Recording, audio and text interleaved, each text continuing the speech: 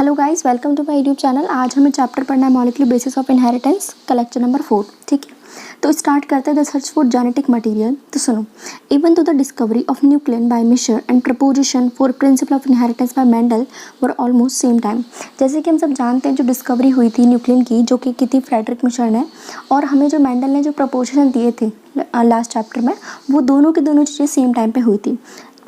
that the DNA was genetic material took long to be discovered and proven।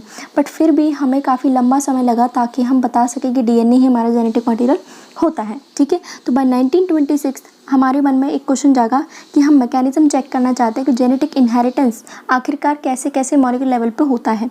यानी कि molecular level पे हम जाके स्टडी करेंगे कि क्या हमारा जेनेटिक मटेरियल DNA है या फिर नहीं है। ठीक है, तो काफ़ी सारी प्रीवियस डिस्कवरी की थी हमारे पास, जैसे कि जॉर्ज मेंडल ने, Walter Sutton, Thomas Hunt Morgan and काफ़ी सारे और साइंटिस्ट थे। तो उन्होंने हमें बताया, पहले उन्होंने बता रखा था, जो न्यूक्लियस होता है ना, उसके अंदर क्रोमोसोम बैठे रहते हैं। तो हमें एक तरीके से हमारे पास जो टेंशन थी वो ख़त्म हो गई, क्योंकि हमारी जो सर्च थी ना वो काफ़ी नैरो हो गई। पहले से ही हमारे 50% वर्क कंप्लीट हो रखा था। ठीक है, तो हमें इतना नॉर्मल सा पता था कि भाई न्यूक्लियस के अंदर है तुम्हारे पास DNA यानी क्रोमोसोम, तो वहाँ पे आप लोग जाके चेक कर सकते हैं। ठीक है, तो इसके बाद अपने पास काफ़ी सारे एक्सपेरिमेंट दिए गए साइंटिस्ट के थ्रू। तो नंबर 1 आता है अपने पास ट्रांसफॉर्मिंग प्रिंसिपल। इसके नाम से ही समझ में आ रहा है, कुछ ना कुछ ट्रांसफॉर्म हो गया, कुछ ना कुछ चेंज हो गया, यानी जो पहले जैसा था अब वो पहले जैसा ऐसा नहीं रहा। ठीक है, तो in 1928 Frederick Griffith on series of experiment with Streptococcus pneumoniae. 1928 के अंदर ग्रिफिथ जी आए, उन्होंने काफ़ी सारे एक्सपेरिमेंट किए सीरीज़ में। किसके साथ किए? स्ट्रेप्टोकोकस न्यूमोनिया, जिसकी वजह से न्यूमोनिया हम लोगों को होता है। ठीक है, इन्होंने क्या किया, वहाँ पे एक तरीके से इन्होंने बोला कि ट्रांसफॉर्मेशन होती है इस बैक्टीरिया के अंदर। ठीक है, क्या होगी? ट्रांसफॉर्मेशन अपने पास यहाँ पे हो जाएगी। तो इन्होंने बोला, ड्यूरिंग द कोर्स ऑफ इस experiment a living organism had changes physical form. इन्होंने बोला, जैसे जैसे मैं एक्सपेरिमेंट कर रहा था, तो जो लिविंग ऑर्गेनिज्म है, जो बैक्टीरिया है, उसने अपनी फिजिकल फॉर्म चेंज करना स्टार्ट कर दिया। ठीक है, तो सुनो, when Streptococcus pneumoniae bacteria are grown on culture plate. मान लो हमने यहाँ पे कल्चर प्लेट ले ली, उस पर मैंने क्या किया, ग्रो करवा दिया मैंने स्ट्रेप्टोकोकस न्यूमोनिया। तो कुछ तो ऐसे थे जिन्होंने वहाँ पे अपनी बॉडी के ऊपर एक स्मूथ कवरिंग रखी। ठीक है, कुछ ऐसे थे जिनके पास रफ कवरिंग थी। अब इसको आप लोग कैसे याद रखोगे? जैसे कि आपके पास जो स्मूथ सरफेस, लाइक तुम्हारी टाइल वगैरह हो गई, ठीक है, और रफ सरफेस जो कि नॉर्मल फर्श होता है। ठीक है, अब स्मूथ सरफेस आपके पास अच्छे से आप मूव कर पाओगे, रफ सरफेस अब अच्छे से आप मूव नहीं कर पाओगे। ठीक है, तो कुछ तो ऐसे जिन्होंने स्मूथ शाइनी कॉलोनीज निकाली, प्रोड्यूस की, कुछ ऐसे जिन्होंने रफ कॉलोनीज बनाई थी। ठीक है, अब अपने पास ना वायलेंट और नॉन वायलेंट दो चीज़ें होती हैं। अब वायलेंट नॉन वायलेंट का मतलब क्या होता है ना, देखो, अपने पास स्मूथ कोई चीज़ है, ठीक है, अब तुम खुद बताओ, तो ऐसे स्ट्रेन वाला, मान लो तुम्हारे पास टाइल है, आप लोग टाइल पे चलोगे तो गिरने के चांसेस ज़्यादा स्मूथ सरफेस पे है या फिर रफ सरफेस है? नॉर्मल सी बात है, स्मूथ सरफेस पे है। तो जब हम ऐसे स्ट्रेन जो निकल के आए अपने पास जो कॉलोनी, तो वो काफ़ी वायलेंट होती है। वायलेंट मतलब जिसकी वजह से बड़ी परेशानी हो सकती है। ठीक है, और अगर हम आर स्ट्रेन की बात करें तो आर स्ट्रेन वायलेंट नहीं होता। तो सुनो, दिस इज बिकॉज ऐसे strain bacteria have a mucus. उनके ऊपर जो कॉलोनी आई वो आखिर क्यों आई? क्योंकि उनके ऊपर एक कोटिंग थी, म्यूकस की कोटिंग थी। ठीक है, जबकि आर स्ट्रेन के ऊपर ऐसी कोई भी कवरिंग या फिर कोटिंग नहीं थी। तो सुनो, अब एक्सपेरिमेंट अपने पास स्टार्ट होता है। तो हमने एक माइस ले लिया, ठीक है, अब उसके अंदर मैंने एस स्ट्रेन वाला बैक्टीरिया डाला तो माइस मर गया, क्योंकि मैंने अभी आपको बताया जो एस स्ट्रेन है यानी कि वो खतरनाक है, वो वायलेंट है, राइट, स्मूथ कॉलोनी है उसके ऊपर। आर स्ट्रेन को जब हमने डाला माइस के अंदर तो माइस जिंदा रह गया, क्योंकि मैंने अभी कहा था आर स्ट्रेन कोई भी परेशानी नहीं करेगा। ठीक है, क्यों? क्योंकि वो वायलेंट नहीं है। अब आगे क्या करते हैं, ग्रिफिथ जी दिमाग लगाते हैं अपने पास। तो ग्रिफिथ क्या करते हैं, अब ऐसे स्ट्रेन वाले को हीट किल्ड कर देते हैं। ठीक है, अब क्या होगा, जब भी हम उसे माइस में इंजेक्ट करेंगे तो माइस जिंदा रह गया। ठीक है, यानी कि जब हमने उसको किल किया तो उसका जो जेनेटिक मटेरियल है वो सारा डैमेज हो गया। ओके, फिर उन्होंने सोचा कि क्यों ना मैं अब हीट किल्ड ऐसे स्ट्रेन को आर स्ट्रेन के साथ मिक्स करके डालूं तो क्या होगा। अब क्या हुआ, अब अपने पास जो माइस था वो मर गया, जबकि पहले क्या हुआ था, जब हमने आर स्ट्रेन को जब हमने बैक्टीरिया के अंदर डाला तो माइस जिंदा रहा था। ठीक है, और अभी हमने हीट एस्किल्ड वाले को डाला तो माइस जिंदा रहा। अब ऐसा क्या होगा, जब हमने इसको मिक्सचर में डाला तो माइस मर गया। इसका मतलब अपने पास क्या हुआ, ऐसे स्ट्रेन वाले का कुछ ना कुछ जेनेटिक मटेरियल आर स्ट्रेन के अंदर ट्रांसफॉर्म हुआ, जो जिसकी वजह से क्या हो गया, ट्रांसफ़र हुआ, जिसकी वजह से आर स्ट्रेन क्या हो गया, ट्रांसफॉर्म हो गया।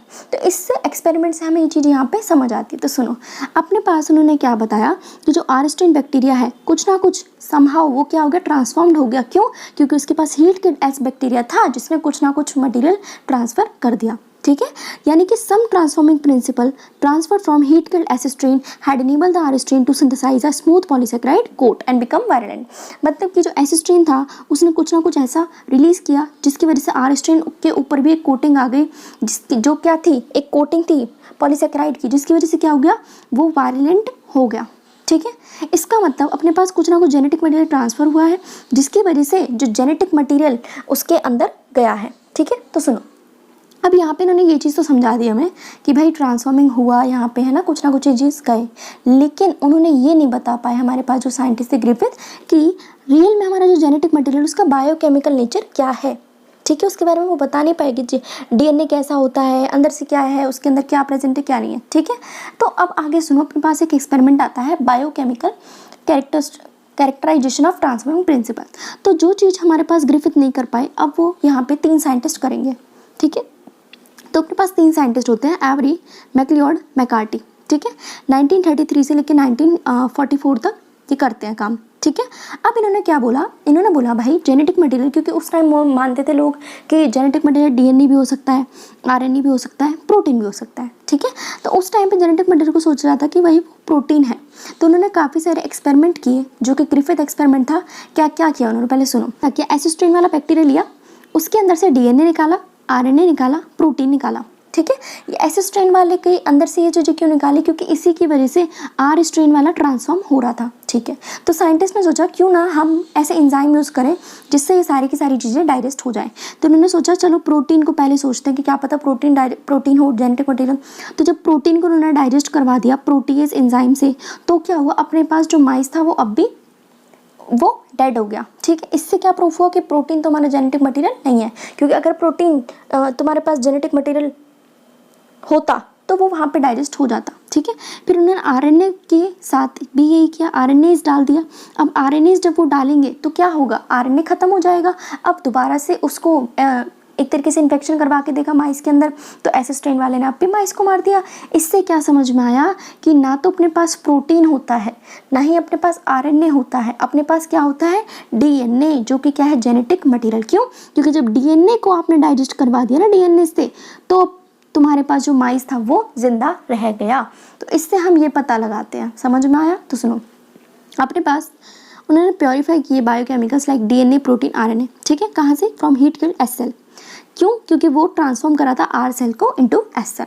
ठीक है, they discover the DNA alone from S bacteria cause R bacteria to become transform. उन्होंने क्या पता लगाया कि अपने पास सिर्फ डीएनए होता है जिसकी वजह से ट्रांसफॉर्मिंग हो रही थी from S bacteria to R bacteria. Right, अब सुनो उन्होंने कैसे कैसे किया। तो सबसे पहले उन्होंने प्रोटीन डाइजेस्टिंग एंजाइम लिया, प्रोटीएज, देन आरएनएज लिया। ठीक है, जब उनको उन्होंने डाइजेस्ट करवा के देखा प्रोटीन को, आरएनए को, इन एंजाइम्स के थ्रू, तो कोई भी ट्रांसफॉर्मेशन में दिक्कत नहीं आई। ठीक है, यानी कि जो एस वाला था वो आर स्ट्रेन में कन्वर्ट हो रहा था। ठीक है, अब जब उन्होंने डाइजेशन करवाया डीएनए को डीएनए से, तब जाके ट्रांसफॉर्मेशन रुकी, क्योंकि अब जाके तुम्हारा चूहा वहाँ पे नहीं मरा। तो इससे ये प्रूफ पता चला कि रियल में डीएनए ही है जो कि ट्रांसफॉर्मेशन कर रहा है। ये चीज़ हम यहाँ पे मान गए कि डीएनए ही हेरिडिटी मटेरियल है, लेकिन काफ़ी सारे लोग थे, काफ़ी सारे साइंटिस्ट जो कि कन्विंस नहीं हो रहे थे, मान नहीं रहे थे कि रियल में ये होता भी है या फिर नहीं।